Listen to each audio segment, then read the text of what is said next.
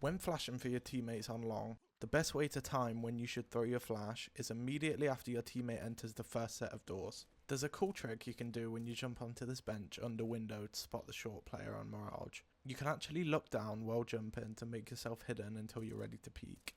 If the T's throw a CT smoke on Dust 2, you can throw this smoke while retaking to sneak around to ramp without the long or car player being able to spot you. You can jump spot half of cave from this wooden plank outside the cave entrance on Ancient. You can actually use a decoy to make traces and smokes. This can be super useful for the com player on Mirage. You can throw a decoy in the smoke and jump on the bench to spot any T's shooting back through the smoke.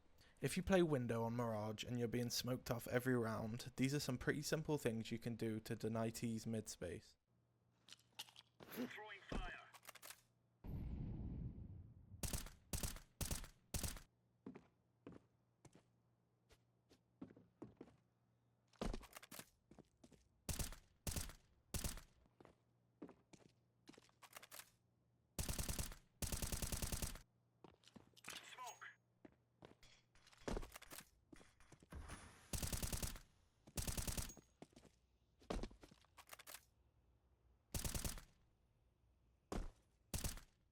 If you look at this smudge behind ticket, you can wallbang this wood to kill the player planting default. You should be abusing these ladders on train to gain information without making a single step. If you hold E when there's a smoke on the bomb, you will start to defuse as soon as you're able to. You should do this instead of spamming E in the smoke.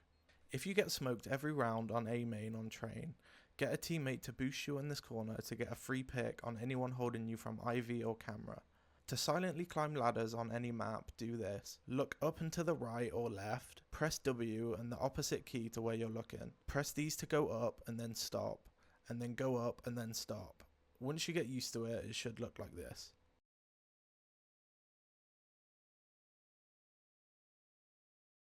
You can jump spot here on barrels on overpass. On Dust 2, you can spot here on short from this box. This works the best with a scout or an AWP, but if you have fast reactions, you can do this with a rifle or a deagle or even a USP on pistol round. You should really start using this off angle in cave on Ancient. This angle is incredibly overpowered in lower elos, and even in level 10 I kept being destroyed by one guy using this off angle, and now I've started to use it pretty much every round myself.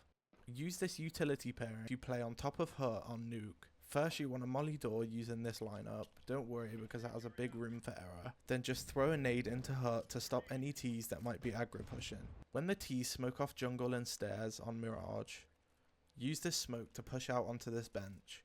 You can use this trash can to see over the boxes on default and catch people standing between dark and ninja. If it's an A stack and the CT's left these wooden shutters unbroken, you can stand here and look through and they can't see you on the other side. You actually don't need a boost onto this box on Ancient. You can just jump here and then jump around to here and then you're on top. You can actually tell if the CTs have a defuse kit without seeing the timer on the bomb. If you look at the colour of the wires when the CTs are diffusing, you can see if they have a diffuser. If they have a kit, the wires will be blue and green. If they don't, it will be blue and yellow. Speaking of defuse kits, you should be using the 10-second warning music as a timer for being able to defuse without a kit. Here in the settings, you can change it to where you can hear the 10-second warning music, but don't turn it up too much so that you can't hear footsteps or other things you would need to hear. This gives you an almost perfect 10-second window to where you know you can defuse without a kit. The music will also be changed if you have a music kit, so that's pretty cool too. Also, you should make sure that you always have binds for each of your grenades. This can be super useful for when you need to throw a different set of grenades really quickly. For example, if you're playing A on Mirage, you need to be throwing this molly and then quickly flashing over mid for your window and your com player. This is how slow it looks without binds.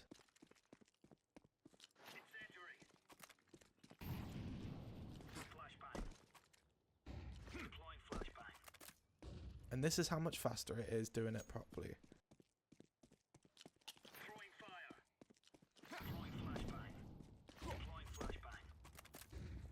You should always be buying a smoke as your first utility. This way you can always have a smoke even if you can't afford the other grenades. This is because the smoke is the #1 best utility to have if you don't have anything else. If you're a solo queue player, 2 flashes could be even better in certain situations, but most of the time you want to be having a smoke every round that you can.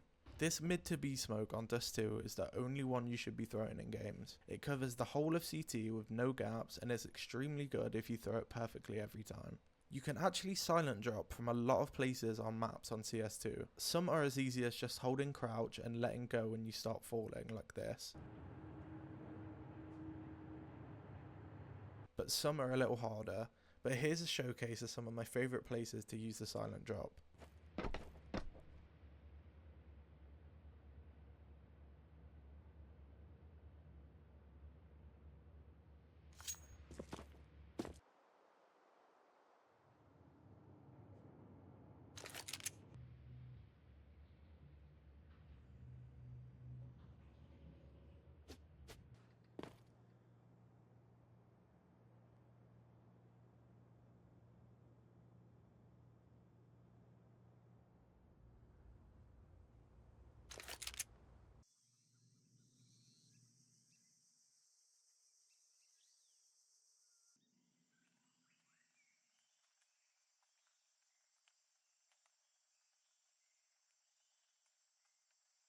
I've saved the most important tip for last. It's a simple one, but super important to remember. And that is, if you know your opponents are on an eco, you should always be holding angles wider than you usually would. Because when they're using a MAC-10, a pistol, or even a deagle, they will be wide swinging everything and you need to be ready for it.